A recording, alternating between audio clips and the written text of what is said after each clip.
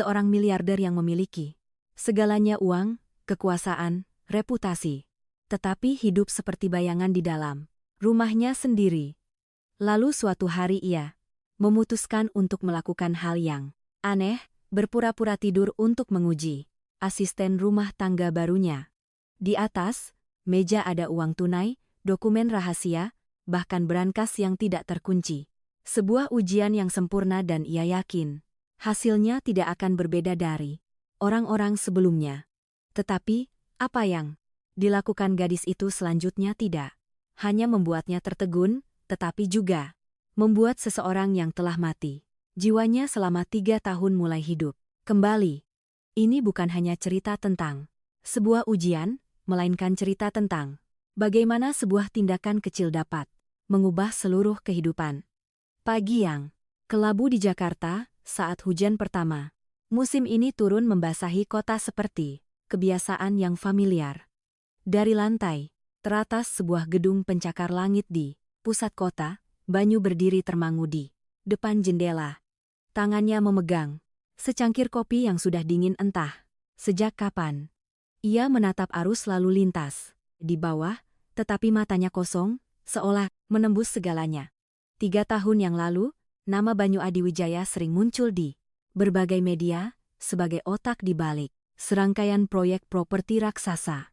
Ia dijuluki sebagai pembangun kota-kota mini, teladan kesuksesan, disiplin, dan keteguhan. Tetapi setelah sebuah kecelakaan yang merenggut keluarganya, segalanya berhenti, bukan karirnya, melainkan dirinya sendiri. Sejak itu, Banyu tetap bekerja, menandatangani kontrak, menghadiri rapat. Tetapi, semuanya seperti mesin yang beroperasi sesuai program. Ia tidak lagi hidup, hanya bertahan. Villa megahnya di kawasan elit begitu luas hingga suara langkah kaki pun menggema di ruang-ruang kosong. 11 asisten rumah tangga telah datang dan pergi hanya dalam 8 bulan. Bukan karena mereka tidak becus, tetapi karena mereka tidak tahan dengan kesunyian di rumah itu. Tidak ada tawa, tidak ada obrolan, hanya ada suara pendingin ruangan dan jam dinding yang menghitung setiap detik dengan dingin. "Pak, dari agen penyalur, baru saja mengirimkan data calon baru. Apa Bapak mau melihatnya dulu?" Suara Bu Ida terdengar dari belakang, datar dan sopan seperti biasa. Banyu tidak menoleh. Ia meletakkan cangkir kopinya di meja. Matanya masih terpaku pada langit yang kelabu. "Sama saja seperti yang sebelumnya," katanya pelan, suaranya dalam dan kering. "Tapi kirimkan saja." Bu Ida terdiam sejenak, seolah sedang menimbang sesuatu. "Yang ini profilnya sedikit berbeda, Pak. Pernah kuliah keperawatan, tapi berhenti di tengah jalan. Mungkin lebih cocok." Banyu tidak langsung menjawab. "Keperawatan," kata itu membuatnya sedikit mengerutkan kening. "Suruh dia datang untuk percobaan," katanya, lalu berhenti sejenak. "Tapi, kali ini saya yang akan menilainya sendiri." Bu Ida menatapnya. Untuk pertama kalinya dalam berbulan-bulan, ia melihat sesuatu yang berbeda di mata pria itu. Bukan kehangatan, tetapi setidaknya tidak sepenuhnya hampa. Keesokan paginya, gerbang villa itu terbuka lebih awal dari biasanya. Rina berdiri di depan gerbang besi yang besar. Tangannya mencengkeram ratas kainnya yang usang. Ia mengenakan pakaian yang rapi. Rambutnya diikat tinggi, wajahnya tanpa riasan, tetapi memancarkan kesan teliti dan tegar. Ia naik bus sejak pagi buta, berganti 2 kali, lalu berjalan kaki hampir 1 kilometer. Untuk sampai di sini, sepatunya masih sedikit basah karena hujan, tetapi ia tidak peduli. Pikirannya saat ini hanya tertuju pada satu hal, pekerjaan ini. Di belakangnya, kehidupan sedang menunggu. Ibunya terbaring di rumah sakit, harus cuci darah 3 kali seminggu. Biaya rumah sakit tidak bisa menunggu dan tagihan-tagihan tidak mengenal belas kasihan. Gerbang terbuka. Bu Ida keluar dengan tatapan menilai. "Rina?" "Iya, Bu, ikut saya." Tidak ada senyum. Tidak ada. Basa-basi. Rina mengangguk melangkah. Masuk. Villa itu terhampar di hadapannya. Seperti dunia lain. Luas, indah, sempurna, tetapi dingin. Bu Ida berjalan. Sambil berbicara. Nadanya datar seperti sedang membacakan peraturan yang sudah diulang berkali-kali. Di sini kamu hanya melakukan apa yang diperintahkan. Jangan bertanya urusan pribadi Tuan. Jangan mengubah apun tanpa izin. Rina mengangguk. Ada satu kamar di lantai 2, selalu terkunci. Kamu tidak boleh mendekat, tidak boleh bertanya. Mengerti? Iya, Bu. Mereka berhenti di depan ruang tamu yang luas.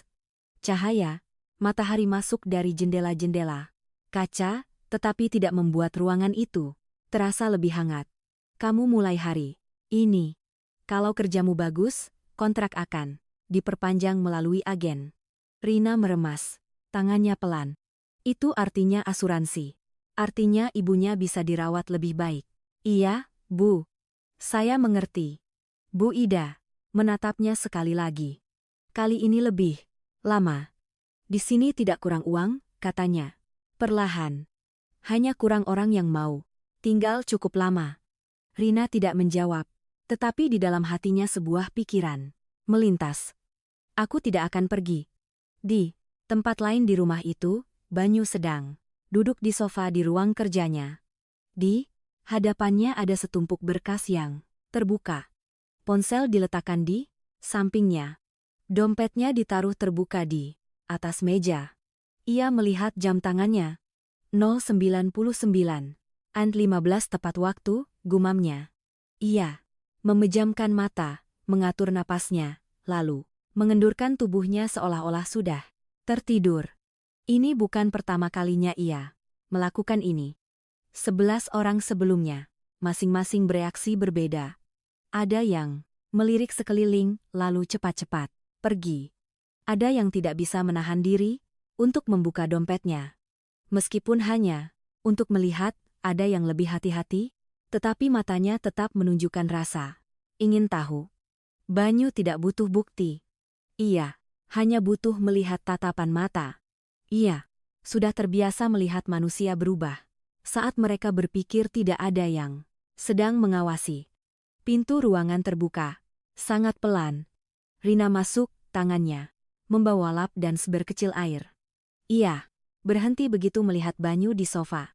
Ia berdiri diam selama beberapa detik, mengamati bukan mengamati untuk menilai, melainkan untuk memahami situasi. Matanya menyapu dengan cepat. Dompet di atas meja, berkas yang terbuka. Berangkas. Di sudut ruangan yang tidak tertutup, rapat.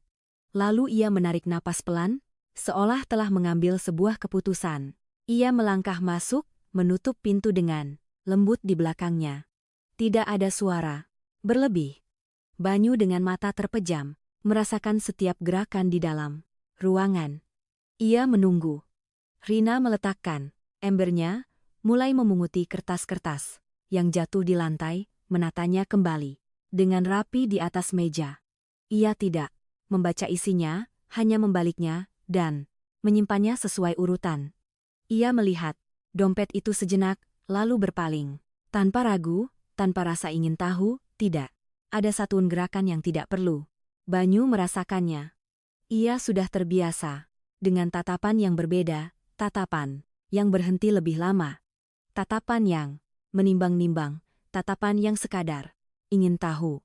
Tapi kali ini tidak ada. Rina berkeliling ruangan, membersihkan permukaan yang perlu dibersihkan, bergerak seringan mungkin seolah takut mengganggu seseorang yang sedang tidur. Selesai, ia berhenti di depan sofa. Ia menatap Banyu sejenak. Bukan tatapan penasaran, melainkan tatapan seseorang yang sedang berpikir. Lalu ia berbalik ke lemari, mengambil sebuah selimut tipis. Ia dengan lembut menyelimuti Banyu, merapikan bagian bahunya. Gerakannya sangat alami, seolah sudah melakukan hal ini ratusan kali. Banyu merasakan sesuatu yang sangat aneh, sesuatu yang telah lama ia lupakan. Kehangatan. Rina berdiri di sana sejenak, lagi, lalu berbisik, suaranya sangat pelan. Ada hal-hal yang lebih berat dari uang yang tidak seharusnya ditanggung. Sendirian. Ia tidak tahu Banyu mendengarnya. Ia hanya mengatakannya, seolah pada dirinya sendiri, lalu ia mematikan lampu meja, menyisakan cahaya alami dari jendela, dan melangkah keluar. Menutup pintu dengan sangat pelan. Ruangan itu kembali sunyi, tapi kali ini kesunyiannya tidak lagi sama. 5 menit berlalu, Banyu masih berbaring. Diam. Lalu ia membuka matanya. Tatapannya tidak lagi kosong seperti sebelumnya. Ia menatap langit-langit, lalu menarik selimut itu sedikit lebih tinggi. 3 tahun, tidak ada yang menyelimutinya. Ia duduk perlahan. Matanya berhenti pada tumpukan berkas yang telah ditata rapi. Semuanya masih utuh, tidak ada yang kurang. Ia bersandar di sofa, menghela napas panjang. Kali ini sepertinya berbeda. Di luar koridor, Rina berjalan dengan tenang seolah tidak terjadi apa-apa.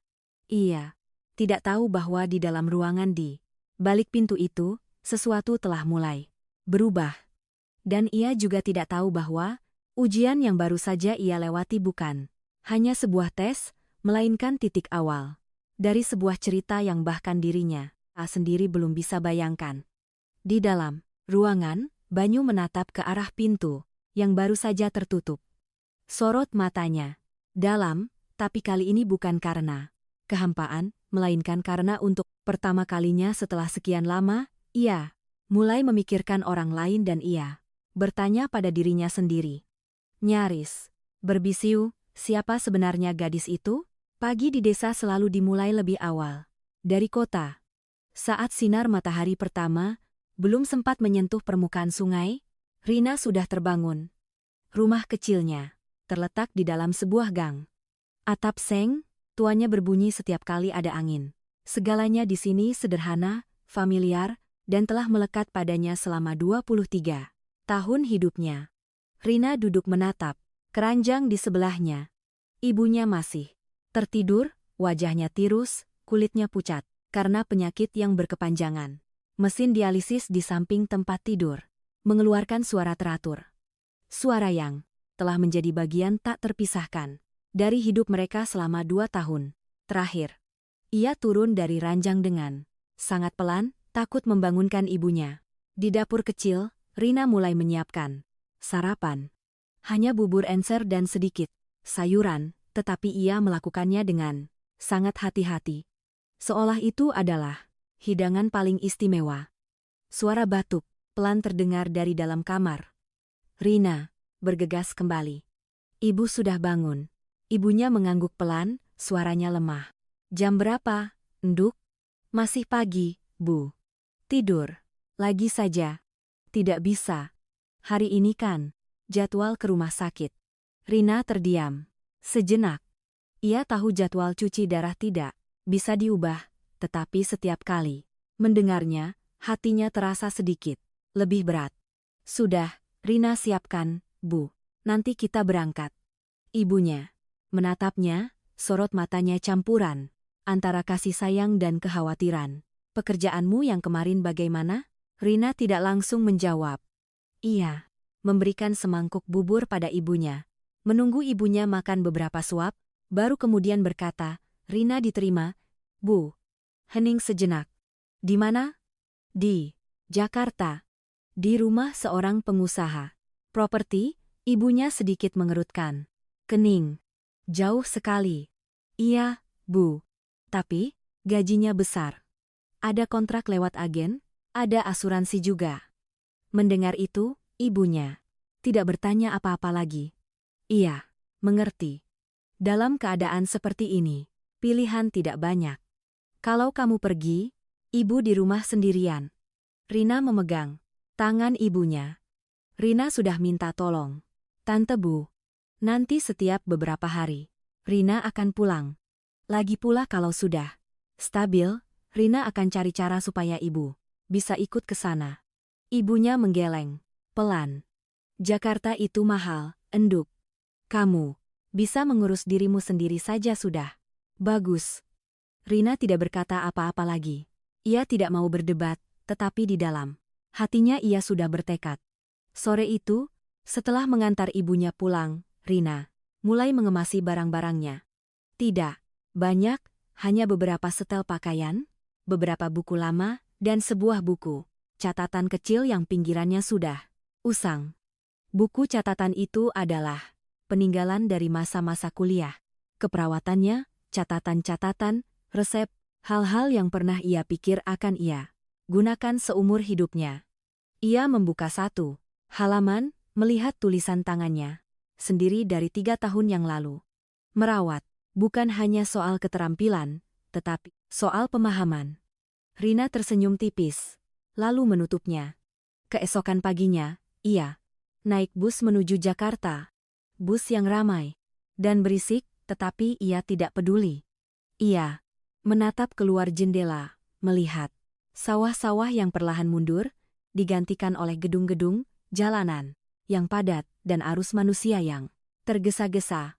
Kota menyambutnya dengan keterburu-buruannya.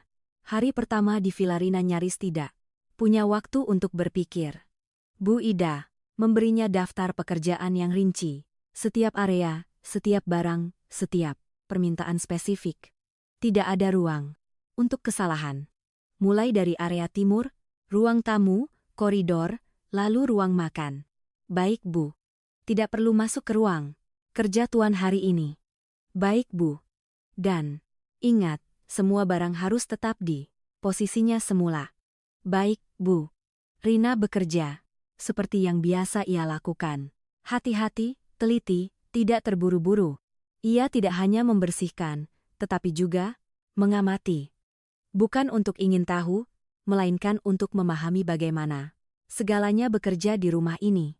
Ia menyadari satu hal, segalanya di sini sempurna, tetapi tidak ada jejak kehidupan. Piano di ruang tamu mengkilap, tetapi tidak ada tanda-tanda pernah dimainkan. Lukisan-lukisan tergantung dengan rapi, tetapi tidak ada yang pernah berhenti untuk melihatnya. Meja makan besar, tetapi selalu hanya satu set piring yang digunakan. Menjelang siang, Bu Ida memanggilnya ke dapur. Kerjamu bagus, kata Bu Ida. Singkat. Tapi jangan pikir itu sudah cukup. Di sini orang berhenti bukan karena tidak bisa bekerja, tapi karena tidak tahan. Rina menatapnya. Bu Ida, kamar di lantai 2 itu.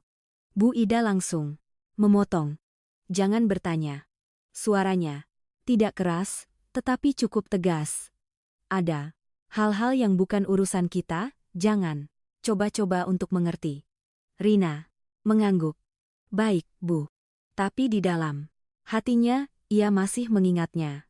Sore harinya, saat membersihkan koridor, lantai Rina melewati pintu itu. Pintu berwarna biru pucat dengan gagang kuningan, bersih, tetapi tidak ada tanda-tanda pernah digunakan. Ia berhenti sejenak, bukan karena penasaran, melainkan karena sebuah perasaan. Perasaan yang sulit dijelaskan. Seolah kamar itu masih menyimpan sesuatu yang belum terselesaikan. Tepat pada saat itu, sebuah suara pelan terdengar dari dalam, seperti suara benda yang bergesekan. Rina terkejut tetapi tidak mendekat. Ia berdiri diam beberapa detik lalu mundur. Angin sepoi-sepoi bertiup di koridor. Ia melihat jendela di ujung koridor tidak tertutup rapat. Angin masuk membuat pintu itu sedikit bergetar. Ia berjalan ke sana, menutup jendela, lalu berbalik, pergi. Tidak bertanya, tidak mencari tahu lebih lanjut. Hanya mengingat malam itu setelah selesai bekerja, Rina ditempatkan di sebuah kamar kecil di lantai dasar. Tidak luas, tetapi bersih dan cukup nyaman. Ia duduk di ranjang, menelepon ke rumah. Ibu, sudah makan? Sudah. Kamu bagaimana? Baik-baik saja, Bu. Rumahnya besar, pekerjaannya juga jelas. Orangnya galak. Rina berpikir sejenak. Tidak galak, hanya jarang bicara. Ibunya tertawa kecil. Orang kaya memang begitu. Rina ikut tertawa, tetapi hatinya tahu ini bukan sekadar jarang bicara. Setelah menutup telepon, ia berbaring, tetapi tidak langsung tidur. Bayangan pria yang terbaring di sofa tadi pagi tiba-tiba muncul. Ia teringat setiap detailnya. Cara pria itu berbaring, cara ruangan itu ditata, cara segalanya di sekitarnya seolah berhenti. Dan sebuah pertanyaan yang belum bisa ia jawab. Mengapa seseorang yang memiliki segalanya hidup seolah tidak lagi memiliki apa-apa? Di tempat lain di rumah itu, Banyu berdiri di depan pintu kamar yang terkunci. Cahaya lampu koridor menyinari wajahnya, menampakkan gurat-gurat kelelahan. Ia berdiri di sana, tidak menyentuh gagang pintu, hanya menatap. Di balik pintu itu adalah sebagian dari hidupnya yang telah ia coba kubur, tetapi tidak pernah benar-benar hilang. Ia mendengar suara langkah kaki yang ringan di ujung koridor. Ia tidak menoleh, tetapi ia tahu itu Rina. Rina lewat, tidak menatapnya, juga tidak menatap pintu. Itu hanya berjalan seolah itu adalah bagian yang normal dari rumah. Tidak bertanya, tidak berhenti, tidak mencoba mengerti. Banyu sedikit mengerutkan kening. 11 orang sebelumnya tidak ada yang bisa seperti itu. Ia berdiri beberapa saat lagi, lalu berbalik pergi. Malam itu, Banyu tidak meminum obatnya. Ia berbaring di ranjang menatap langit-langit, tetatwa mata. Kalimat yang diucapkan Rina tadi pagi masih terngiang di kepalanya. Ada hal-hal yang lebih berat dari uang yang tidak seharusnya ditanggung sendirian. Ia tidak tahu mengapa orang asing bisa mengatakan dengan tepat apa yang telah ia hindari selama 3 tahun. Ia membalikkan badan, menatap keluar jendela. Di luar kota masih benderang, di dalam rumah ini segalanya masih sunyi. Tetapi untuk pertama kalinya, setelah sekian lama, kesunyian itu tidak sepenuhnya hampa. Dan di sudut lain, rumah, Rina sudah tertidur. Ia tidak tahu bahwa hanya dalam 1 hari ia telah melakukan apa yang tidak bisa dilakukan oleh 11 orang sebelumnya. Bukan karena ia berusaha, melainkan karena ia tidak berusaha. Dan justru, itulah yang membuat segalanya mulai berubah. Hari-hari berikutnya di villa mewah itu berlalu dengan ritme yang nyaris tidak berubah. Pagi dimulai lebih awal, pekerjaan dibagi dengan jelas, dan segalanya berjalan seperti mesin yang terprogram dengan presisi. Tetapi bagi Rina, semakin lama ia tinggal, semakin ia sadar bahwa keteraturan ini bukanlah tanda kesempurnaan, melainkan cara untuk menutupi sebuah kekosongan yang sangat besar. Ia tidak banyak bertanya sesuai dengan pesan Bu Ida, tetapi ia mengamati, dan pengamatan itulah yang membuatnya melihat hal-hal yang mungkin dilewatkan orang lain. Di ruang makan, setiap hari, hanya 1 porsi makanan yang disiapkan. Meskipun mejanya bisa menampung belasan orang, di ruang tamu, piano selalu terbuka, tetapi lapisan debu tipis di atas tutsnya menunjukkan bahwa piano itu sudah lama tidak disentuh. Di koridor, lantai 2, foto-foto yang tergantung di dinding dibersihkan setiap hari, tetapi ada 1 bingkai yang dibalik menghadap dinding, seolah ada yang tidak ingin melihatnya. Dan kamar yang terkunci itu, Rina tidak sengaja melewatinya. Tetapi, di rumah sebesar ini, ada jalan-jalan yang tidak bisa selamanya dihindari. Setiap kali lewat, ia selalu merasakan sesuatu yang sulit dijelaskan. Bukan rasa takut, melainkan perasaan yang berat. Seolah udara di area itu lebih padat dari tempat lain. Suatu pagi saat sedang membersihkan koridor lantai 2, Rina kembali melewati pintu itu. Sinar matahari masuk miring dari jendela, membentuk seberkas cahaya panjang di lantai. Ia berhenti sejenak hanya untuk merapikan lap di tangannya. Tepat pada saat itu, sebuah suara pelan terdengar dari dalam. Tidak keras, hanya seperti suara benda yang bergesekan. Tetapi di tengah kesunyian, suara itu cukup jelas untuk menarik perhatiannya. Rina berdiri, diam. Ia tidak mendekat, tidak menempelkan telinga di pintu, tidak memanggil siapapun. Ia hanya berdiri di sana, mendengarkan 1 detik, 2 detik, lalu hening. Ia menoleh ke ujung koridor. Jendelanya sedikit terbuka. Angin sepoi-sepoi masuk membuat gorden bergoyang. Rina berjalan ke sana, menutup jendela dengan hati-hati. Saat berbalik, ia tidak lagi melihat ke arah pintu itu. Seolah kejadian barusan sudah memiliki penjelasan yang cukup masuk akal, tetapi di dalam hatinya, sebuah tanda tanya kecil masih tersisa. Siang itu, saat sedang menyiapkan makan siang di dapur, Rina memperhatikan Bu Ida yang sedang memeriksa kembali daftar pekerjaan. Bu Ida selalu melakukannya, tetapi hari ini sorot matanya tampak lebih fokus dari biasanya. Bu Ida, Rina bersuara lembut. Saya boleh bertanya sesuatu? Bu Ida tidak mengangkat kepala. Kalau tentang kamar di lantai 2, jawabannya tetap tidak. Rina tersenyum tipis, tidak melanjutkan topik itu. Bukan, Bu. Saya hanya mau bertanya tentang obat Pak Banyu. Saya lihat jadwal minumnya tidak teratur. Kali ini, Bu Ida mengangkat kepala. Kenapa kamu memperhatikan hal itu? Saya dulu pernah kuliah keperawatan, Bu. Saya lihat, kalau tidak diminum tepat waktu, mungkin tidak akan efektif. Bu Ida menatapnya lebih lama. Sorot matanya tidak lagi sedingin di awal, tetapi masih menjaga jarak. Tuan punya dokter pribadi, tidak perlu kamu khawatirkan. Iya, Bu, saya tahu. Saya hanya sekedar bilang. Rina tidak berdebat. Ia kembali pada pekerjaannya seolah percakapan barusan tidak pernah terjadi. Tetapi setelah Rina meninggalkan dapur, Bu Ida berdiri. Diam sejenak. Ia menatap ke arah tangga, lalu mengeluarkan ponselnya. Sore itu, Banyu pulang lebih awal dari biasanya. Bukan karena ia mau, tetapi karena rapat dibatalkan di menit terakhir. Ia masuk ke ruang kerjanya, meletakkan tasnya di meja, lalu berhenti.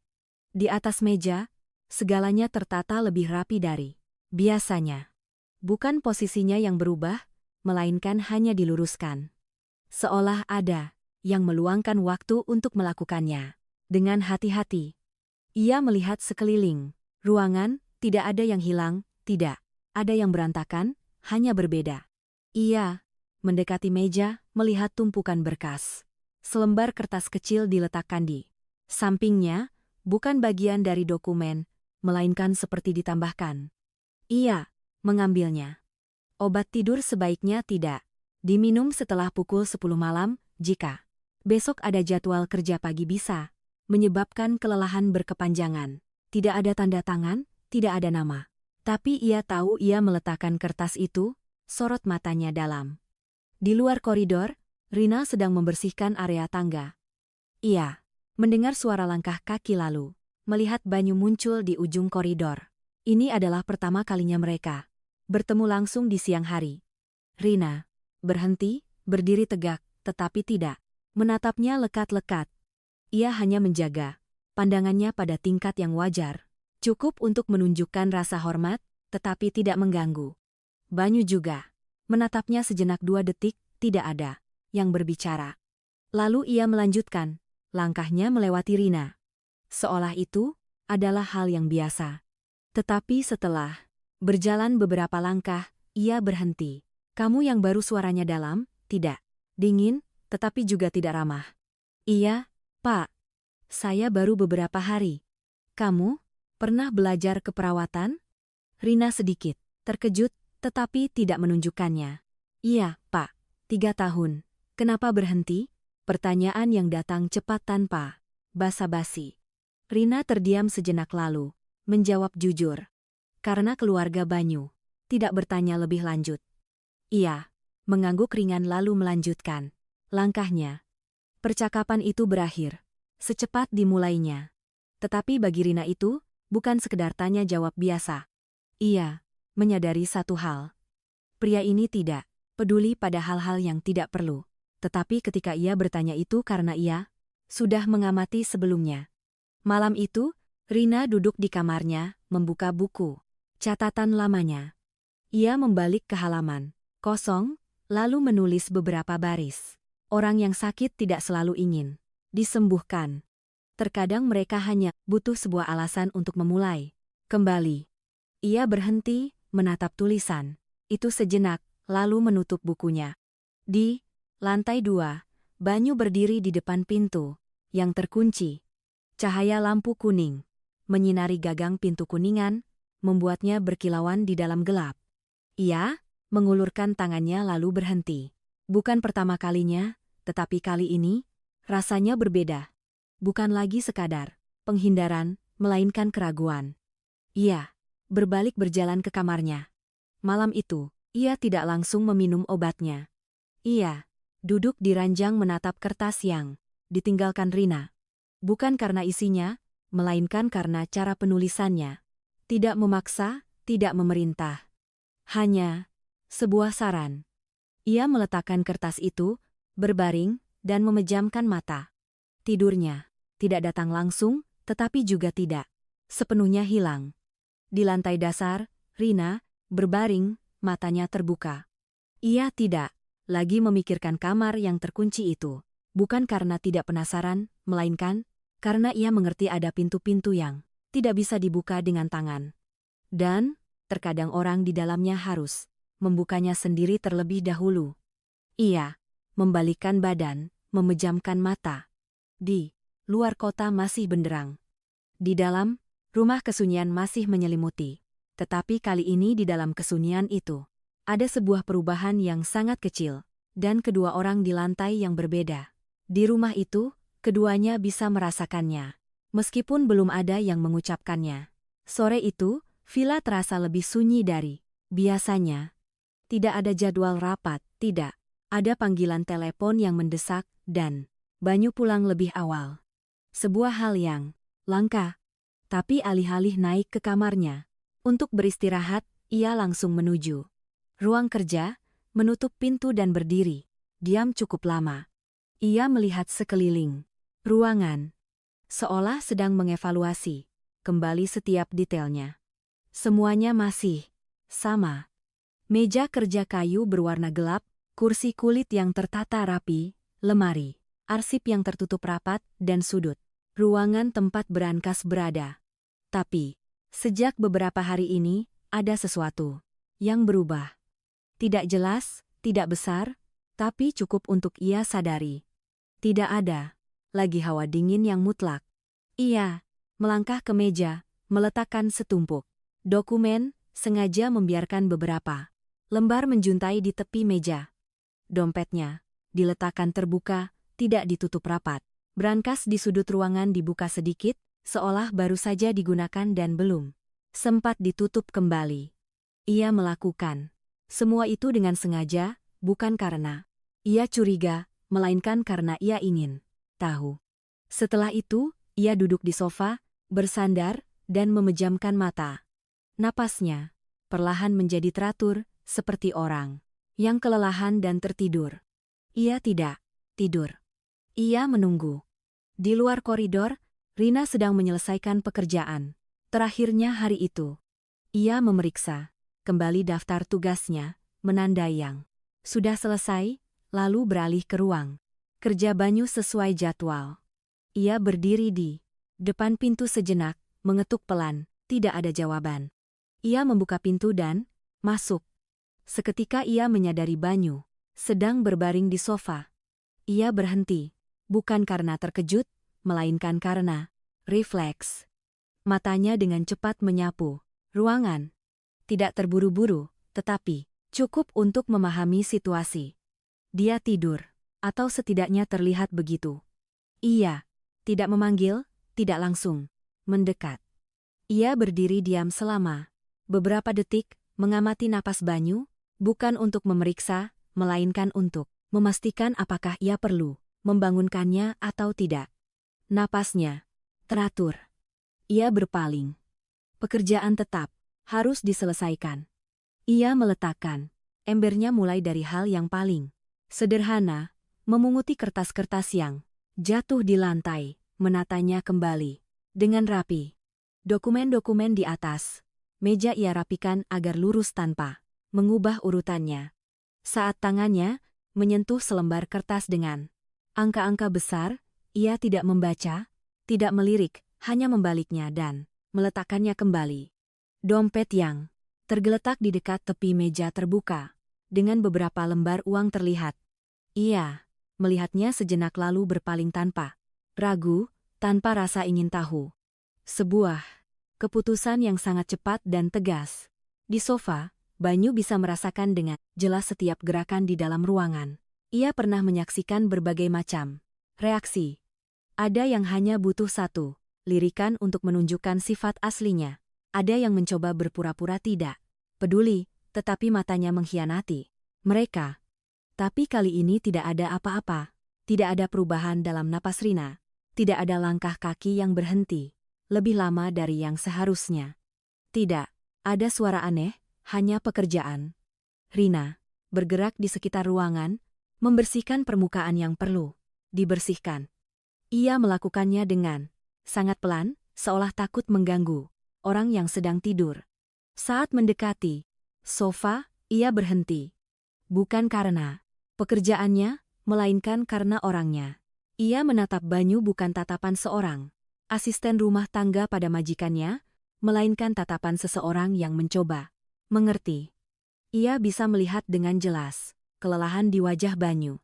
Bukan kelelahan karena kurang tidur, melainkan jenis kelelahan yang menumpuk, bertahun-tahun terukir dalam setiap gurat wajahnya. Ia berbalik ke lemari, membukanya pelan, mengambil sebuah selimut tipis. Kembali ke sofa, ia menyelimuti Banyu, merapikan bagian bahunya. Gerakannya sangat alami, tidak kaku, tidak dipaksakan. Seolah itu adalah hal yang wajar untuk dilakukan. Banyu merasakan sesuatu yang telah lama tidak ia rasakan. Bukan perawatan yang bersifat kewajiban, melainkan perhatian tanpa alasan. Rina berdiri di sana sejenak lagi, lalu berbisik. Suaranya begitu pelan, nyaris hanya untuk dirinya sendiri. Ada hal-hal yang lebih berat dari uang yang tidak seharusnya ditanggung sendirian. Ia tidak tahu Banyu mendengarnya. Ia juga tidak mengharapkannya. Itu hanyalah sebuah pikiran yang terlintas, sebuah kalimat yang tidak ditujukan pada siapapun. Ia kembali ke meja, mematikan lampu, menyisakan cahaya alami dari jendela. Lalu ia membereskan peralatannya, melangkah keluar dan menutup pintu. Dengan sangat pelan. Ruangan itu kembali sunyi. Tapi kali ini kesunyian itu memiliki sesuatu yang sulit dijelaskan.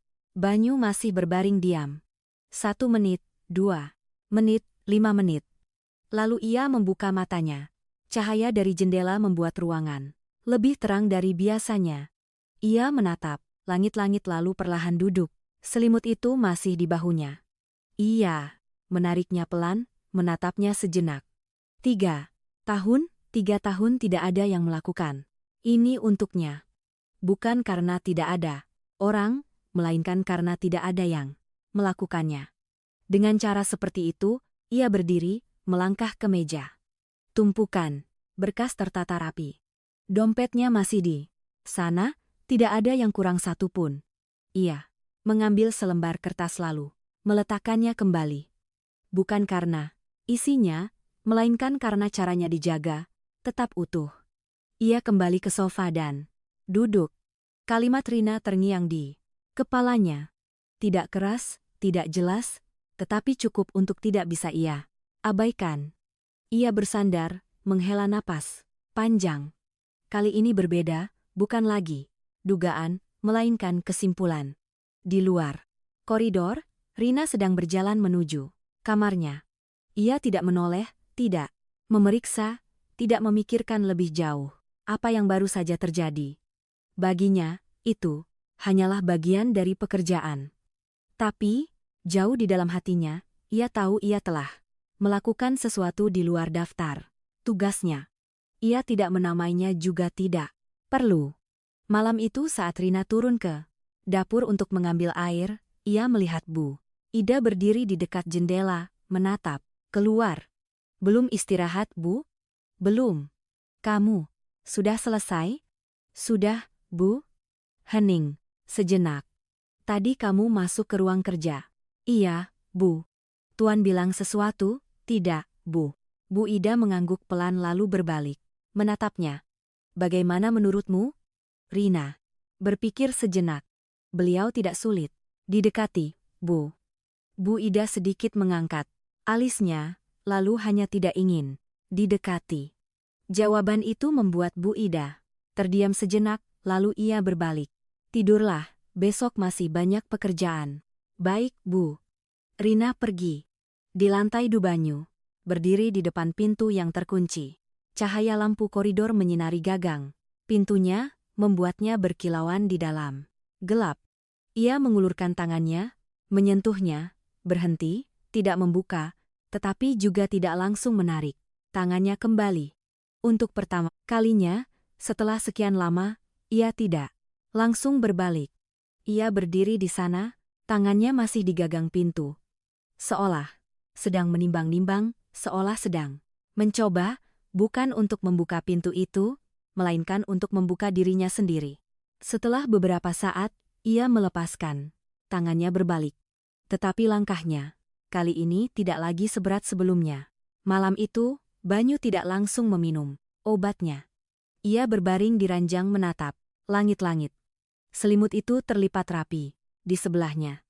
Ia tidak langsung tidur, tetapi juga tidak lagi gelisah seperti sebelumnya. Di sudut lain rumah, Rina sudah tertidur. Ia tidak tahu bahwa ujian yang baru saja ia lalui bukanlah tes biasa, melainkan sesuatu yang telah mengubah sesuatu yang sangat dalam diri seseorang. Dan ia juga tidak tahu bahwa sejak saat itu, ia bukan lagi sekadar asisten rumah tangga, melainkan telah menjadi bagian dari sebuah cerita yang keduanya belum sepenuhnya pahami. Sebuah cerita yang baru saja dimulai. Pagi di villa itu dimulai seperti hari-hari biasa, tetapi tidak sepenuhnya sama. Sinar matahari menembus jendela-jendela besar, memantul di lantai yang mengkilap. Tapi kali ini udaranya tidak lagi seberat, hingga membuat orang harus menahan napas. Tidak ada yang mengatakannya, tetapi baik Rina maupun Banyu bisa merasakan perubahan yang sangat kecil seperti retakan pertama pada lapisan es tebal yang telah ada begitu lama. Rina turun ke dapur sejak pagi, menyiapkan sarapan sesuai menu yang sudah ditentukan. Ia bekerja dengan hati-hati. Setiap gerakannya rapi dan presisi. Tapi hari ini setelah menyelesaikan pekerjaannya, ia berhenti sejenak, menatap nampan teh sebelum membawanya ke ruang makan. Ia ragu sejenak, lalu berbalik kerak, mengambil setangkai bunga kecil dari vas dapur dan meletakkannya dengan lembut di dalam sebuah vas kaca kecil di atas nampan. Bukan karena ada yang meminta, hanya karena ia merasa itu perlu. Saat ia membawa nampan itu, Banyu sudah duduk di meja makan. Ia tidak menatap Rina saat Rina masuk, matanya masih terpaku pada layar ponsel. Rina meletakkan nampan itu, merapikan posisi vas bunga kecil itu sedikit agar lurus, lalu mundur. Banyu melihatnya bukan secara langsung, tetapi cukup untuk menyadarinya. Ia tidak berkata apa-apa, hanya menatap vas bunga itu sejenak, lalu melanjutkan makannya. Rina pergi. Tidak ada pujian, tidak ada reaksi, tapi ia tidak mengharapkannya. Di ruang kerja, Banyu duduk di depan mejanya. Tangannya memegang pena, tetapi tidak menulis. Di sudut meja, selembar kertas kecil diletakkan dengan rapi. Ia menatapnya cukup lama, lalu mengambilnya. Sarapan. Sebaiknya sebelum pukul jika besok perlu. Fokus, tubuh yang terbiasa dengan ritme, akan lebih mudah tidur. Tulisannya rapi, tidak rumit. Tidak ada nama, tidak ada sapaan, hanya sebuah catatan. Banyu meletakkan kertas itu, tetapi tidak membuangnya. Ia membuka laci, meletakkannya di dalam, lalu menutupnya. Sebuah tindakan yang sangat kecil, tapi baginya itu adalah pertama kalinya. Setelah sekian lama ia menyimpan sesuatu yang tidak berhubungan dengan pekerjaan. Hari-hari berikutnya, segalanya berjalan seperti sebuah kebiasaan baru. Tidak ada perubahan besar, tidak ada obrolan panjang, hanya lembaran-lembaran kertas. Selembar muncul di pagi hari, selembar dijawab di sore hari. Tidak ada yang menyerahkannya secara langsung, tidak ada yang mengonfirmasi. Tapi keduanya mengerti. Suatu siang, saat Rina masuk ke ruang kerja untuk membersihkan, ia melihat selembar kertas di atas meja, tepat di tempat ia biasa meletakkan catatannya. Ia berhenti, melihatnya, lalu mengambilnya. Aroma bunga kemarin menenangkan. Hanya itu, tidak ada tambahan apa-apa. Rina berdiri diam sejenak, lalu tersenyum tipis. Bukan senyum lebar, hanya perubahan yang sangat ringan di wajahnya. Ia melipat kertas itu, memasukkannya ke saku, lalu melanjutkan pekerjaannya. Sore harinya, selembar kertas lain muncul. Bunga lavender memiliki efek relaksasi. Jika Bapak tidak alergi, bisa dicoba. Keesokan harinya, di meja kerja Banyu, ada setangkai lavender yang diletakkan di dalam sebuah vas kecil. Ia menatapnya sangat lama. Bukan karena indah, melainkan karena bunga itu tidak seharusnya ada di sini. Ruangan ini tidak pernah memiliki hal seperti itu. Tidak ada warna, tidak ada aroma, tidak ada kehidupan. Ia mengulurkan tangannya, menyentuh bunga itu dengan lembut, lalu menariknya kembali. Sebuah gerakan yang nyaris tanpa sadar, tetapi cukup baginya untuk menyadari bahwa ia sedang memperhatikan. Di dapur bawah, Rina sedang mencuci piring ketika Bu Ida masuk. Kamu yang membawa bunga ke ruang, Tuan. Iya, Bu. Tidak ada yang meminta. Iya, Bu. Bu Ida menatapnya. Kamu tidak takut salah? Rina berhenti berpikir sejenak. Kalau beliau tidak suka, saya tidak akan melakukannya lagi. Dan kalau suka, saya akan terus melakukannya. Jawaban yang sederhana, tidak berputar-putar. Bu Ida tidak berkata apa-apa lagi, tetapi sorot matanya tidak lagi sama seperti di awal. Sore harinya, Banyu pulang lebih telat dari biasanya. Ia masuk ke ruang kerjanya, meletakkan tasnya, lalu berhenti saat melihat vas bunga itu masih di sana. Tidak ada yang memindahkannya, tidak ada yang mengubahnya. Bunga itu tetap ada. Ia duduk membuka laptopnya, tetapi tidak langsung bekerja. Matanya sesekali melirik ke arah bunga itu. Lalu ia mengambil selembar kertas dan menulis, "Kamu tahu saya tidak suka perubahan." Kertas itu ia letakkan di tempat yang sama. Keesokan paginya, Rina membacanya. Ia tidak langsung menjawab. Ia bekerja seperti biasa. Tapi saat melewati ruang tamu, ia berhenti di depan piano. Tutupnya masih terbuka, tetapi lapisan debu tipis masih ada di sana. Ia tidak membersihkannya, tidak menyentuhnya. Hanya melihat lalu berbalik pergi. Sore, harinya selembar kertas baru muncul. Tidak semua perubahan menghilangkan yang lama. Ada hal-hal yang hanya membantunya untuk bernapas kembali.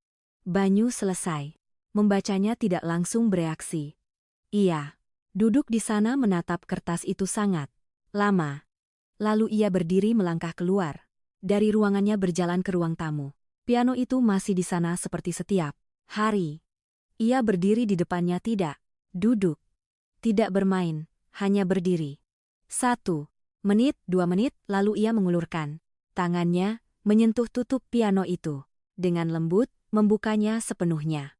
Tidak ada suara, tapi baginya itu adalah sebuah langkah yang sangat besar. Dari kejauhan, Rina melihatnya. Ia tidak mendekat, tidak berkata apa-apa, hanya berdiri di sana, lalu berbalik pergi. Ia mengerti ada hal-hal yang tidak perlu disaksikan orang lain. Malam itu, saat Banyu kembali ke ruang kerjanya, ia melihat selembar kertas lain. Tidak perlu langsung dilakukan, cukup dimulai saja. Ia duduk mengambil kertas itu. Kali ini ia tidak meletakkannya kembali. Ia memegangnya lalu perlahan membuka laci. Di dalamnya sudah ada 3 lembar kertas lain. Ia menambahkan 1 lembar lagi lalu menutupnya. Sebuah kebiasaan baru, sebuah sistem komunikasi tanpa kata, tanpa ikatan, tanpa definisi, tapi cukup untuk menciptakan sebuah hubungan. Di lantai dasar, Rina duduk di kamarnya, membuka buku catatan lamanya. Ia menulis, ada orang yang tidak butuh nasihat. Mereka hanya butuh seseorang yang tidak pergi. Ia berhenti menatap tulisan itu sejenak, lalu menutup bukunya. Di luar kota masih ramai. Di dalam rumah segalanya masih sunyi. Tapi, kali ini kesunyian itu bukan lagi sebuah kekosongan, melainkan sebuah ruang yang perlahan terisi oleh hal-hal yang sangat kecil. Lembaran-lembaran kertas, tangkai-tangkai bunga, tindakan-tindakan yang tidak butuh penjelasan. Dan di suatu tempat di rumah ini, dua orang manusia perlahan belajar untuk tidak lagi hidup sendirian. Meskipun mereka tidak pernah mengatakannya. Suatu sore, di akhir pekan, villa terasa lebih sunyi dari biasanya. Tidak ada panggilan kerja, tidak ada jadwal rapat yang padat. Dan untuk pertama kalinya setelah berbulan-bulan, Banyu tidak langsung masuk ke ruang kerjanya. Begitu pulang, ia berdiri di ruang tamu, menatap piano, yang tutupnya sudah terbuka sejak beberapa hari yang lalu. Tidak ada yang menyentuhnya sejak saat itu, termasuk dirinya. Cahaya sore yang keemasan masuk melalui jendela, menyinari tuts-tuts piano. Banyu berdiri di sana, tangan di saku, matanya terpaku pada tuts hitam. Putih itu seolah sedang menatap sesuatu yang sangat jauh. Dari kejauhan, Rina sedang membersihkan rak buku. Ia menyadari kehadiran Banyu, tetapi tidak langsung menoleh. Ia sudah terbiasa untuk tidak mengganggu keheningan orang lain. Tapi hari ini ada yang berbeda. Banyu melangkah pelan mendekati piano. Ia tidak duduk, hanya berdiri di sana, mengulurkan tangannya, dan menyentuh satu tuts dengan lembut. Satu nada. Terdengar sangat pelan, tetapi cukup untuk memecah kesunyian yang telah berlangsung begitu lama. Rina berhenti. Ia tidak menatap langsung, tetapi ia mendengarkan satu tuts lagi lalu berhenti. Bukan sebuah melodi. Bukan sebuah lagu, hanya nada-nada yang terputus-putus seperti seseorang yang sedang mencoba mengingat kembali. Banyu menarik tangannya, menghela napas panjang. Sudah lama sekali, katanya. Tidak jelas pada siapa. Rina melangkah sedikit lebih dekat, tetapi tetap menjaga jarak. Tidak perlu diingat semuanya, katanya lembut. Cukup dimulai. Kembali saja. Banyu tidak menoleh. Kamu pikir segalanya bisa dimulai kembali? Bukan segalanya, jawab Rina. Tapi apa yang tersisa? Bisa hening sejenak. Banyu menatap tututs piano. Ada hal-hal yang, jika disentuh tidak akan bisa berhenti. Rina tidak langsung menjawab. Ia mengerti bukan dengan pengalaman yang sama melainkan dengan perasaan yang serupa. Kalau begitu jangan disentuh sendirian, katanya. Kalimat yang tidak keras, tidak menasihati.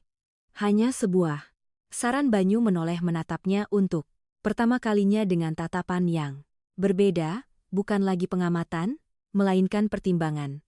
Kamu tahu apa tentang itu? Rina tidak menghindar.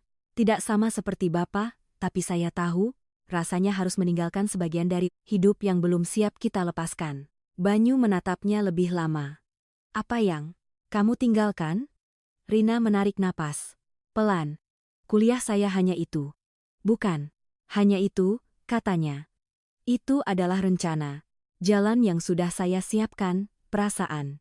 Bahwa saya tahu kemana saya akan pergi. Ia berhenti sejenak. Lalu suatu hari, saya harus memilih antara melanjutkan dan tinggal.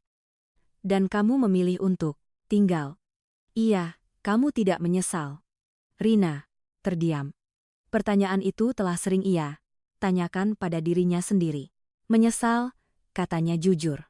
Tapi bukan karena saya salah memilih, melainkan karena saya tahu apapun pilihannya akan tetap ada yang hilang. Banyu tidak berkata apa-apa. Ia kembali menatap piano. Menurutmu apa yang sedang hilang? Dariku? Rina tidak langsung menjawab. Ia melangkah sedikit lebih dekat, menatap ke arah yang sama. Bapak tidak kehilangan, katanya. Bapak sedang mempertahankan. Mempertahankan apa? Mempertahankan sebuah momen hingga Bapak tidak mengizinkan diri sendiri untuk melangkah maju. Suasana menjadi berat. Banyu memejamkan mata. Kalimat itu tepat, mengenai apa yang telah ia hindari. Selama 3 tahun, kamu tidak tahu? Katanya pelan. Jika aku melangkah maju, maka apa yang telah terjadi akan menjadi masa lalu. Dan jika Bapak tidak melangkah maju, tanya Rina. Banyu tidak menjawab. Karena ia tahu Rina menatapnya, suaranya lebih lembut. Ada perbedaan, katanya, antara mengingat dan hidup di dalam kenangan. Banyu membuka matanya. Apa bedanya? Mengingat itu di bawah serta? Jawab Rina. Sedangkan hidup di dalamnya berarti tidak pernah pergi. Hening yang panjang. Banyu mundur, menjauh dari piano. Ia berjalan ke arah jendela, menatap keluar. Kamu tidak tahu apa yang terjadi? Iya, Pak. Saya tidak tahu, kata Rina. Dan saya juga tidak perlu tahu detailnya. Banyu berbalik. Lalu kenapa kamu bisa mengatakan semua itu? Rina menatapnya, matanya tidak menghindar. Karena saya melihat Bapak, bukan jawaban yang rumit, tetapi cukup. Banyu berdiri diam. Untuk pertama kalinya setelah sekian lama, ia tidak mencoba membantah, tidak mencoba mengakhiri percakapan. Ia hanya berdiri di sana. Kecelakaan, katanya dengan suara pelan.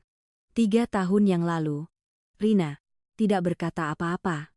Ia tidak bertanya lebih lanjut, hanya mendengarkan di jalan tol. Seharusnya aku pulang lebih awal, tapi aku memilih untuk tetap di rapat.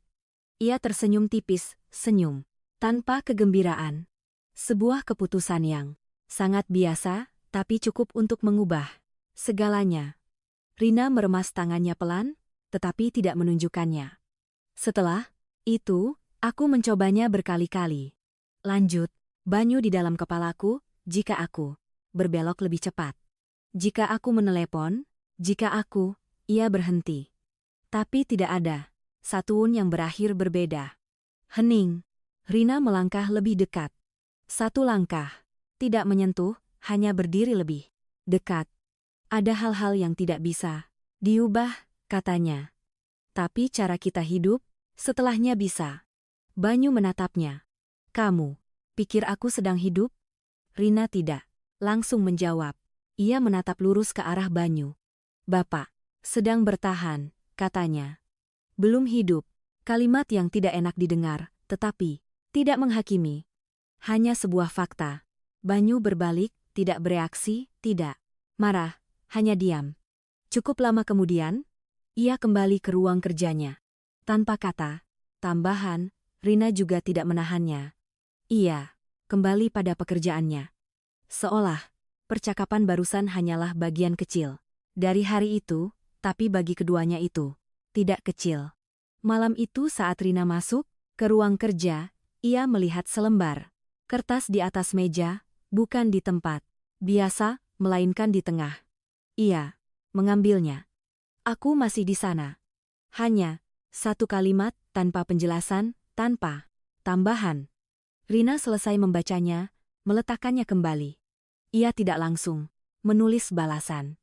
Ia melanjutkan, membersihkan, mengelap meja, merapikan berkas. Lalu sebelum pergi, ia mengambil selembar kertas lain dan menulis, Bapak masih di sini?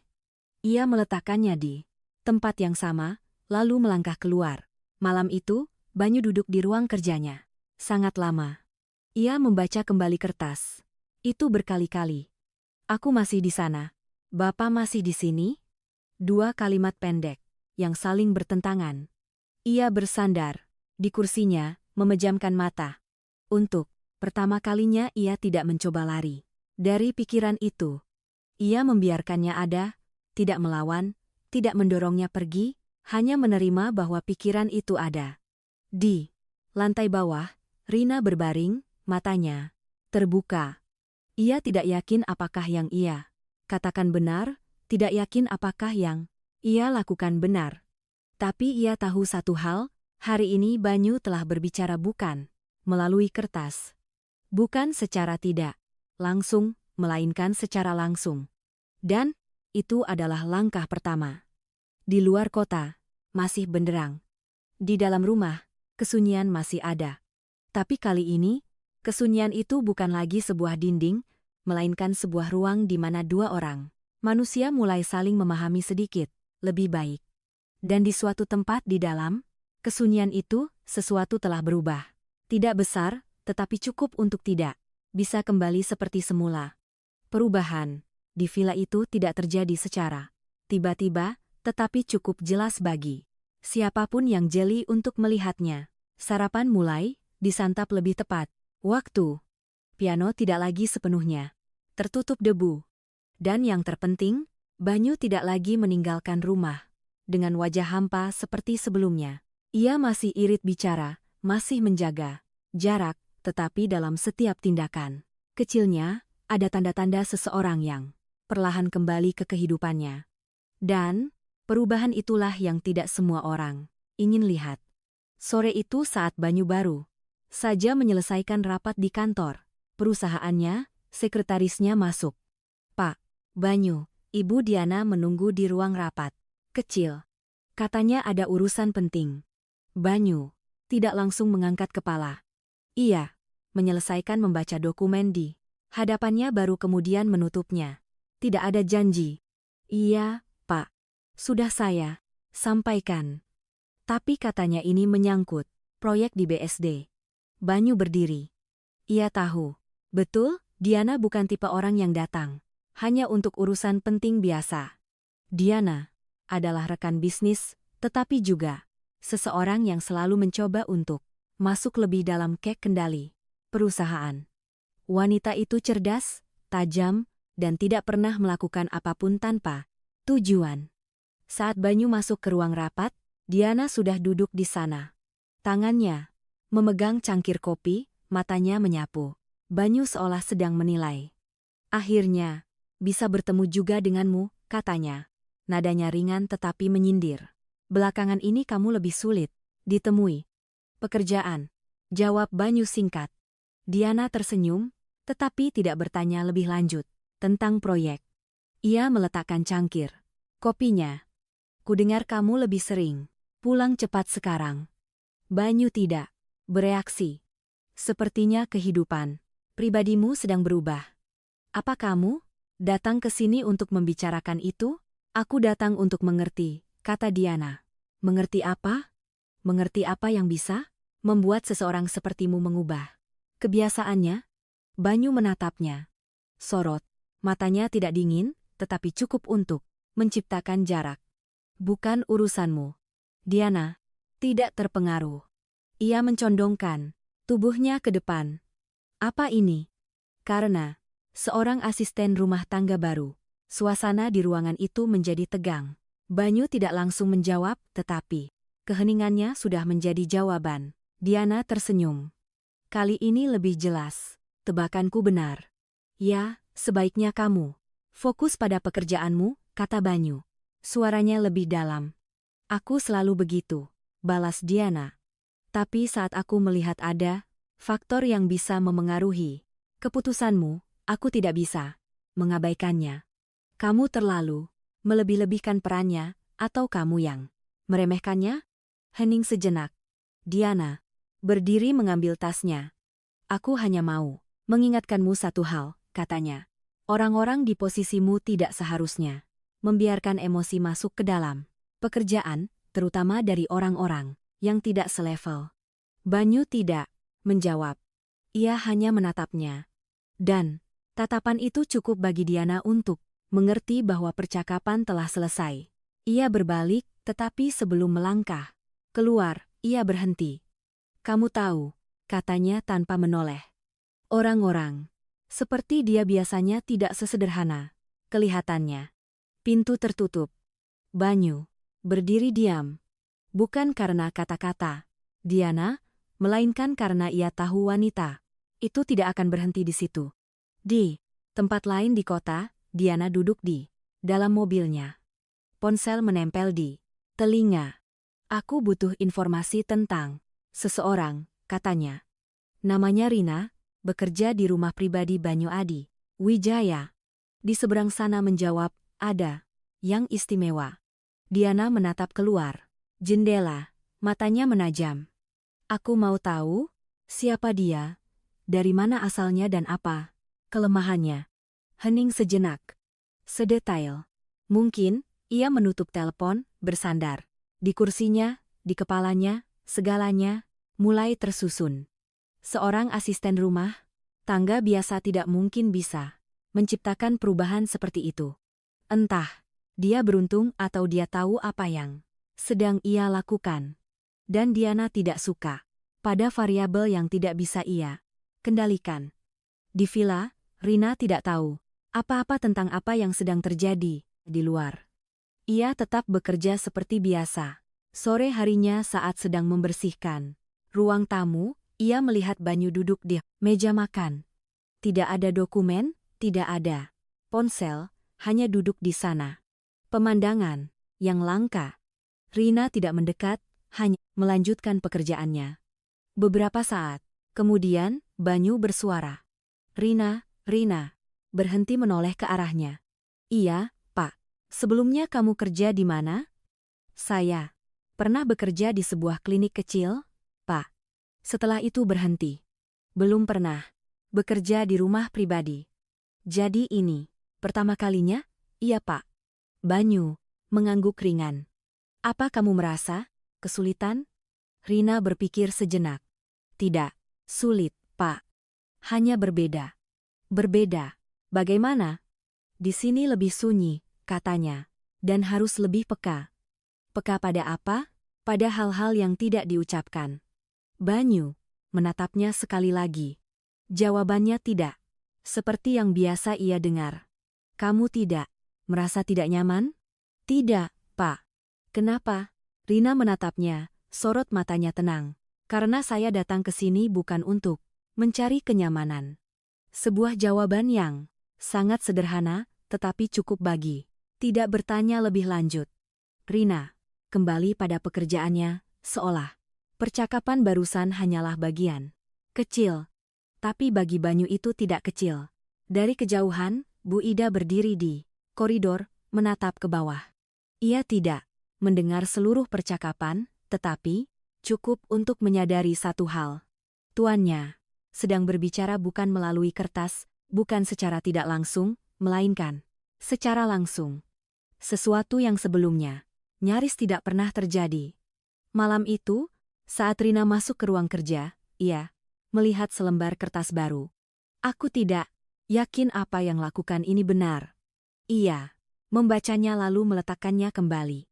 Tidak langsung menulis, ia selesai membersihkan baru kemudian mengambil selembar kertas lain. Tidak perlu yakin, cukup dilanjutkan saja.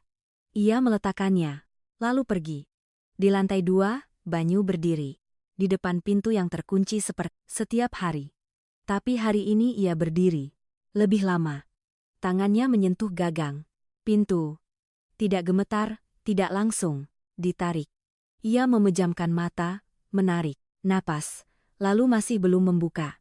Tapi kali ini ia tidak langsung berbalik. Ia berdiri di sana beberapa saat lagi, seolah sedang bersiap-siap. Bukan untuk hari ini, melainkan untuk suatu hari nanti. Di luar sana, Diana menatap layar laptopnya. Informasi-informasi pertama tentang Rina mulai muncul. Asal, keluarga, latar belakang. Ia membaca baris demi baris. Tidak ada yang aneh, profil yang terlalu biasa, tapi justru itu yang membuatnya tidak percaya. Tidak ada orang biasa yang bisa menciptakan pengaruh seperti itu, gumamnya. Ia menutup laptopnya. Matanya mendingin. Kalau begitu, harus diciptakan sebuah alasan. Di luar jendela, kota masih benderang. Di dalam rumah di kawasan elit itu, segalanya masih sunyi. Tapi di tempat lain, sebuah rencana mulai terbentuk. Dan kali ini perubahan tidak hanya akan datang dari dalam, melainkan dari sebuah tarikan dari luar yang bersiap-siap untuk menghancurkan segalanya. Malam itu, aula besar sebuah hotel mewah di pusat Jakarta bermandikan cahaya. Musik lembut mengalun, berpadu dengan denting gelas dan obrolan pelan dari orang-orang yang sudah biasa berada di lingkungan bisnis. Ini adalah pesta tahunan perusahaan, tempat di mana semua hubungan diperkuat dan setiap tatapan membawa perhitungan. Rina berdiri di area belakang mengenakan seragam pelayan yang disiapkan oleh pihak penyelenggara. Ia bukan karyawan tetap hotel, melainkan diperbantukan atas permintaan dari agen penyalur. Ini bukan bagian dari pekerjaan sehari-harinya, tetapi ia tidak menolak. Baginya pekerjaan adalah pekerjaan. Bu Ida sebelum ia berangkat sudah berpesan, "Cukup lakukan bagianmu, tidak perlu memperhatikan sekeliling."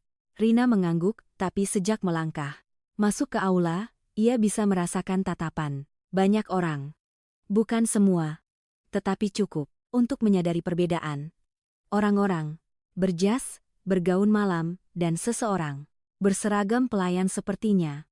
Ia tidak menghindar, hanya menjaga punggungnya tetap tegak dan langkahnya mantap.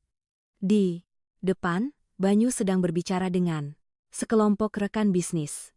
Ia mengenakan setelan jas berwarna gelap. Wajahnya tenang seperti biasa, tapi jika diperhatikan, ia tidak sepenuhnya fokus pada percakapan. Matanya sesekali menyapu ruangan lalu berhenti pada Rina. Hanya sedetik, tetapi cukup baginya untuk mengenalinya. Ia tidak memanggil, tidak memberi isyarat, hanya melihat, lalu melanjutkan percakapannya. Di sudut lain aula, Diana berdiri mengamati. Ia mengenakan gaun hitam sederhana, namun elegan. Matanya tajam, tidak melewatkan satu detail pun. Saat melihat tatapan, Banyu berhenti pada Rina, sudut bibirnya sedikit terangkat. Benar juga, ia melangkah mendekati seorang panitia acara, membisikkan beberapa kalimat. Orang itu mengangguk lalu pergi. Segalanya dimulai. 1 jam kemudian, saat pesta sudah berjalan, Rina ditugaskan untuk membawa nampan minuman ke area dekat panggung. Ia bergerak dengan hati-hati, menghindari tabrakan, menjaga keseimbangan nampannya. Seorang pria, tanpa sengaja lewat membuatnya harus sedikit miring untuk menghindar. Nampan minuman tidak tumpah, tetapi ia harus berhenti sejenak. Saat melanjutkan langkahnya, ia tidak tahu bahwa pada saat itu sesuatu telah diletakkan di dalam tas pribadinya di ruang ganti. Tidak ada yang melihat, tidak ada yang memperhatikan, dan justru itulah yang membuat rencana itu sempurna. Sekitar setengah jam kemudian, keributan kecil mulai terdengar dari area istirahat. Ada yang lihat gelang Diana, suara seorang wanita terdengar tidak keras, tetapi cukup untuk menarik perhatian orang-orang di sekitarnya. Gelang berlian itu tadi ku lepas di ruang ganti. Beberapa orang mulai saling pandang. Panitia dipanggil. Suasana berubah, bukan lagi sekadar pesta. Rina, yang berdiri di kejauhan tidak terlibat, tetapi bisa merasakan ketegangan yang menyebar. Ia melanjutkan pekerjaannya, hingga seorang panitia mendekatinya. "Mbak Rina, pihak panitia mau memeriksa tas staf yang diperbantukan." Rina sedikit terkejut, tetapi tidak bereaksi berlebihan. "Baik." Ia mengikutinya. Area belakang dikendalikan. Satu persatu, orang membuka tasnya untuk diperiksa. Tidak ada yang protes. Itu adalah prosedur. Saat giliran Rina, ia membuka tasnya dan meletakkannya di atas meja. Pemeriksa memasukkan tangannya, meraba-raba, lalu berhenti. Ekspresi wajahnya berubah. "Ini apa?" "Sebuah gelang." Dikeluarkan. Cahaya lampu membuatnya berkilauan, tanpa perlu bertanya, semua orang tahu benda apa itu. Suasana seolah membeku. Rina menatapnya. 1 detik, 2 detik, ia tidak menyentuhnya. "Itu bukan milik saya," katanya. Suaranya tidak Gemetar, tidak keras, hanya sebuah pernyataan. Tapi dalam situasi seperti itu tidak cukup. Orang lain mendekat. Gelang ini sama seperti yang dilaporkan hilang oleh Budi Diana. Tatapan mata mulai tertuju padanya. Bukan semua orang menuduh, tetapi cukup untuk menciptakan tekanan. Kami perlu meminta Mbak untuk ikut kami guna klarifikasi, kata seorang panitia. Bukan polisi, hanya langkah awal, tapi cukup serius. Rina mengangguk. Tidak melawan, tidak menjelaskan lebih lanjut.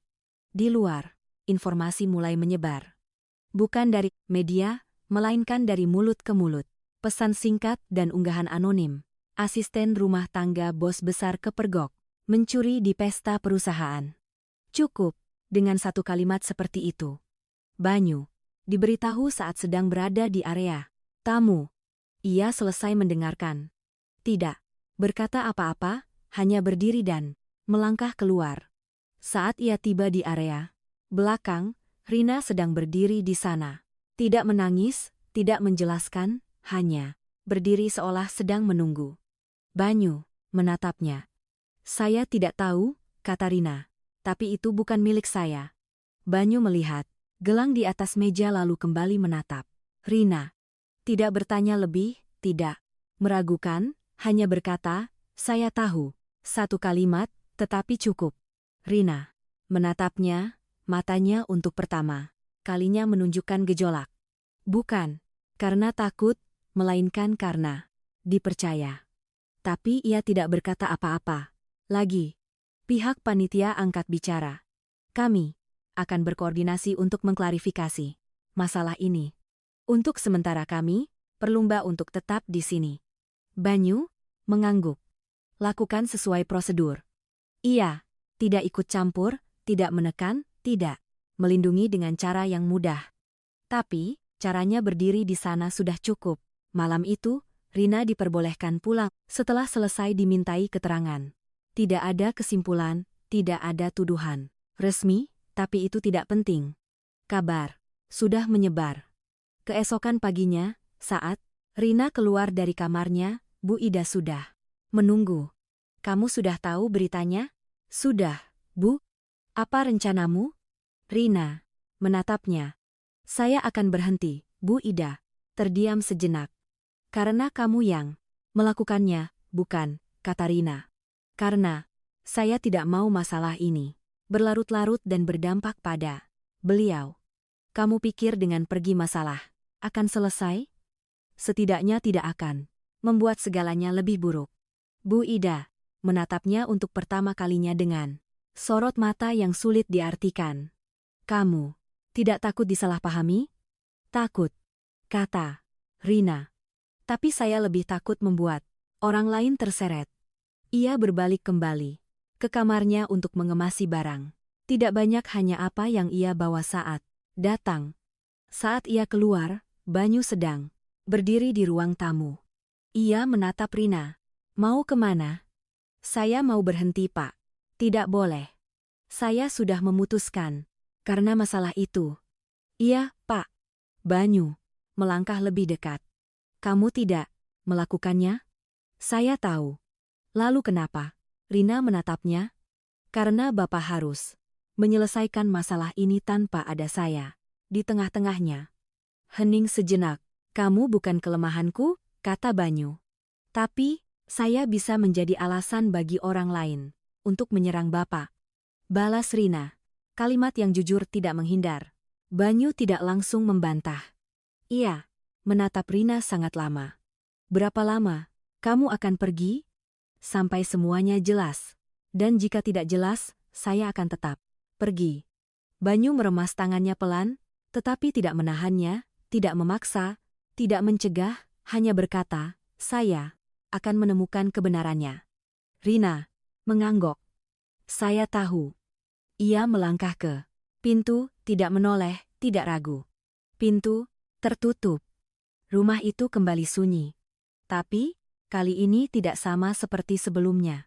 Bukan lagi kehampaan, melainkan sebuah kekosongan. Karena baru saja kehilangan sesuatu yang penting. Di luar sana, kota Masih berputar seolah tidak terjadi apa-apa. Tapi di salah satu sudutnya, sebuah cerita baru saja mengambil tikungan yang berbeda. Dan kali ini, bukan lagi perubahan yang lembut, melainkan sebuah ujian yang cukup besar untuk memaksa keduanya memilih.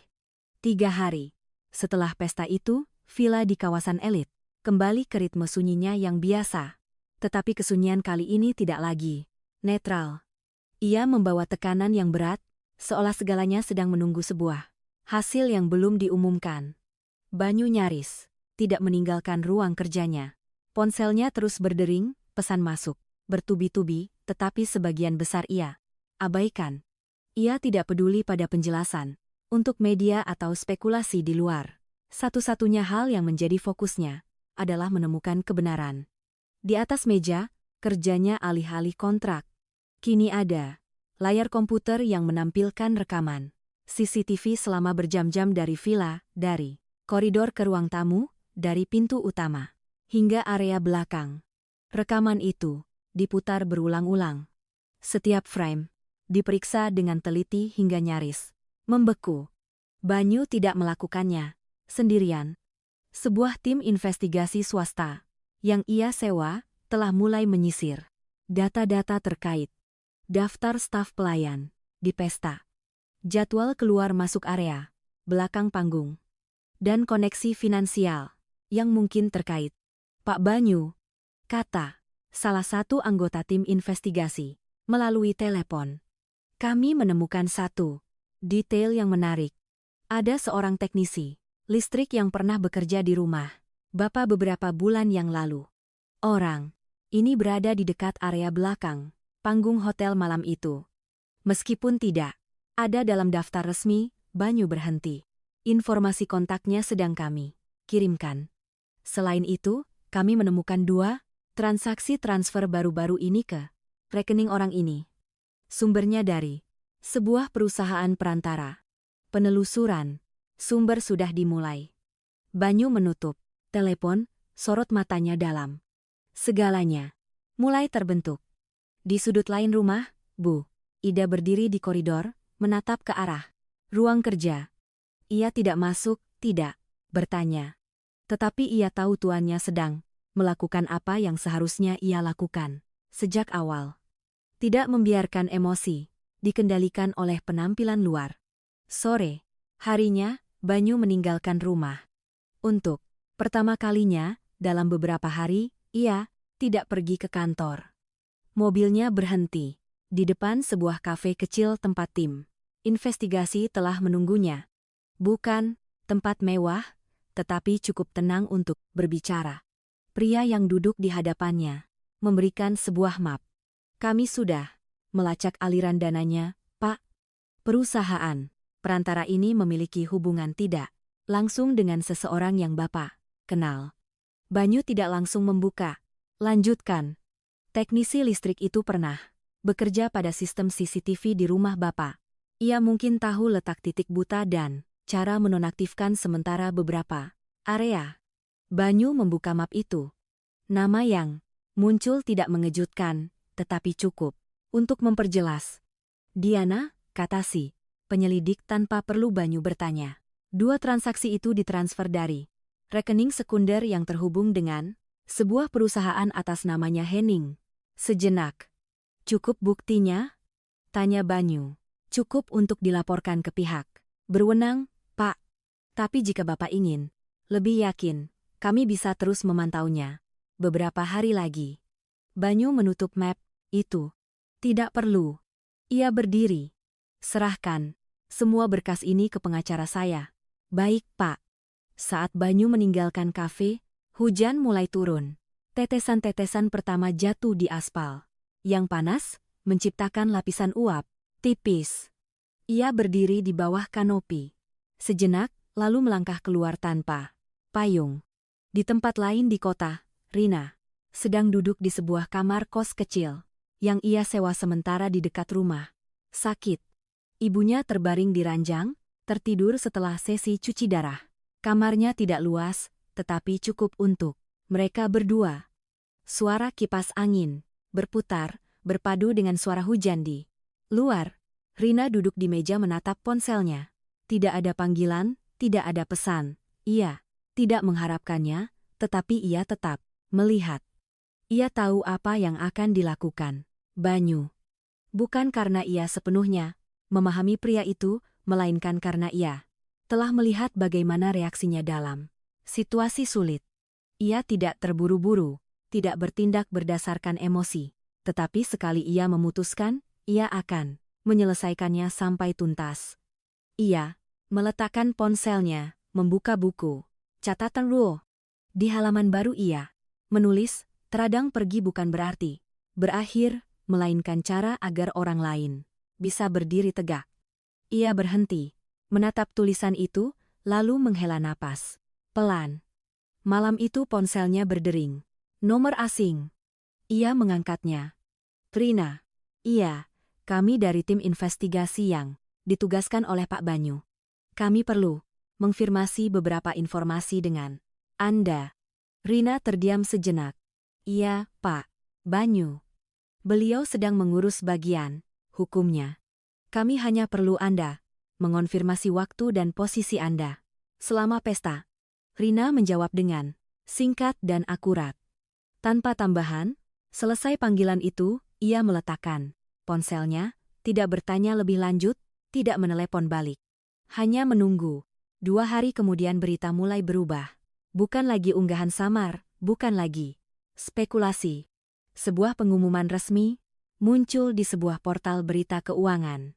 Seorang individu yang terkait dengan sebuah grup properti besar sedang diselidiki atas tindakan merekayasa bukti untuk merusak reputasi internal.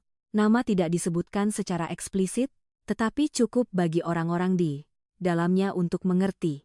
Pada hari yang sama, Diana dipanggil untuk dimintai keterangan. Tidak ramai, tidak heboh, tetapi cukup untuk menghentikan segalanya. Di ruang kerjanya, Banyu berdiri di depan jendela. Tangannya memegang ponsel. Ia baru saja selesai menelepon pengacaranya. Semuanya sudah dikonfirmasi. Berkas sudah diserahkan ke pihak berwenang. "Terima kasih." Ia menutup telepon. Tidak ada perasaan menang, tidak ada kepuasan. Hanya menyelesaikan apa yang perlu diselesaikan. Ia kembali ke meja, membuka laci. Lembaran-lembaran kertas itu masih di sana. Ia mengambil satu. "Aku masih di sana." Ia melihatnya, lalu meletakkannya kembali. Setelah itu, ia mengambil ponselnya, mencari sebuah nomor, berhenti sejenak, lalu menelepon. Di seberang sana, Rina melihat layar ponselnya. Nama itu muncul. Ia mengangkatnya. "Halo, ini saya." "Iya, Pak, saya tahu." Hening sejenak. "Masalahnya sudah jelas." "Iya, Pak. Kamu tidak melakukannya." "Saya tahu." Banyu berhenti sejenak. "Apa kamu akan kembali?" Pertanyaan yang tidak panjang, tidak rumit, tetapi tidak mudah dijawab. Rina melihat keluar jendela. Hujan sudah reda. Jalanan masih basah. "Saya belum tahu, Pak." Banyu tidak mendesak. "Bukan karena saya," katanya, "tapi karena dirimu sendiri." Rina terdiam. "Kamu berhak untuk kembali. Jika kamu mau sebuah kalimat yang berbeda dari sebelumnya, bukan aku butuh, melainkan kamu berhak." Rina memejamkan mata sejenak. "Saya butuh waktu." "Baiklah, tidak ada tambahan, tidak ada pertanyaan lebih lanjut." Panggilan berakhir. Di 2 tempat berbeda di kota, 2 orang manusia duduk dalam kesunyian yang familiar. Tapi kali ini kesunyian itu bukan lagi sebuah jarak, melainkan sebuah jeda. Waktu yang diperlukan sebelum melangkah lebih jauh. Di villa mewah itu, Bu Ida berdiri di pintu, menatap keluar. Ia tahu segalanya telah berubah. Bukan hanya karena kebenaran telah terungkap, melainkan karena cara kebenaran itu dihadapi. Dan di suatu tempat di dalam perubahan itu, ada satu hal yang pasti. Cerita ini masih belum berakhir. Seminggu setelah panggilan telepon itu, kota kembali ke ritme biasanya. Berita tentang insiden itu perlahan mereda. Digantikan oleh cerita-cerita baru, peristiwa-peristiwa baru. Tetapi bagi mereka yang terlibat, ada perubahan yang tidak bisa kembali seperti semula. Pagi itu, gerbang villa di kawasan elit terbuka lebih awal dari biasanya. Bu Ida berdiri di dekat pintu masuk. Sorot matanya tidak lagi sedingin di awal, melainkan ada sedikit penantian. Saat Rina melangkah masuk, ia berhenti sejenak. Bukan karena asing, melainkan karena perasaan bahwa rumah ini masih sama, tetapi tidak lagi seperti dulu. Kamu datang pagi sekali, kata Bu Ida. Saya tidak mau terlambat, jawab Rina. Hening sejenak. Sudah, memutuskan? Sudah, Bu. Karena Tuan bukan, kata Rina. Karena diri saya sendiri. Jawaban itu membuat Bu Ida mengangguk, pelan. Kalau begitu, bagus. Ia menepi. Masuklah. Rina melangkah masuk ke dalam rumah. Setiap langkahnya familiar, tetapi tidak lagi seberat saat pertama kali. Ia meletakkan tasnya, melihat sekeliling. Segalanya masih di tempatnya, tetapi tidak ada lagi perasaan dingin yang menjauhkan. Di belakang rumah, Banyu sedang berdiri di taman kecilnya. Sinar matahari pagi menembus sela-sela pepohonan, jatuh di tanah dalam bercak-bercak terang. Ia tidak langsung menoleh saat mendengar langkah kaki, tetapi ia tahu siapa itu. Selamat pagi, Pak. Sapaina Banyu. Berbalik. Pagi. Tidak ada kecanggungan, tidak ada jarak yang dipaksakan, hanya sebuah keakraban yang baru. Kamu kembali, kata Banyu. Saya tahu, jawab Rina. Bukan untuk melakukan hal yang sama seperti sebelumnya. Saya juga tidak ingin begitu. Dua kalimat yang nyaris sama maksudnya. Tapi kali ini tidak perlu penjelasan lebih lanjut. Banyu menatapnya. Kamu sudah mendaftar kuliah lagi? Rina sedikit terkejut. Sudah, Pak. Untuk semester depan berapa lama? 3 tahun lagi. Banyu mengangguk ringan.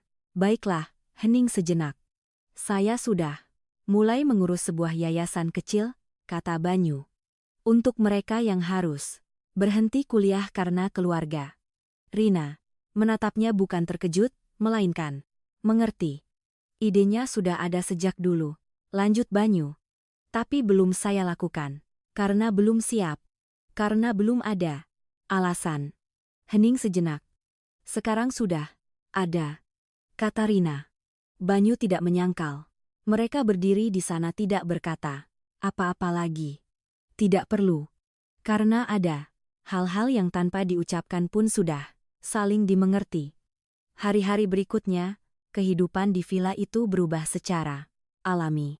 Tidak mendadak, tidak dipaksakan. Seperti aliran air yang mengalir pelan, tetapi terus-menerus Rina kembali bekerja, tetapi tidak lagi hanya mengikuti daftar tugas, ia tetap menjaga ketelitiannya, tetapi menambahkan detail-detail kecil yang ia rasa perlu. Sarapan yang lebih tepat waktu, vas bunga yang diganti airnya setiap hari, sebuah ruang yang memiliki tanda-tanda kehidupan. Banyu juga berubah, bukan menjadi orang lain, melainkan kembali menjadi sebagian dari dirinya sendiri.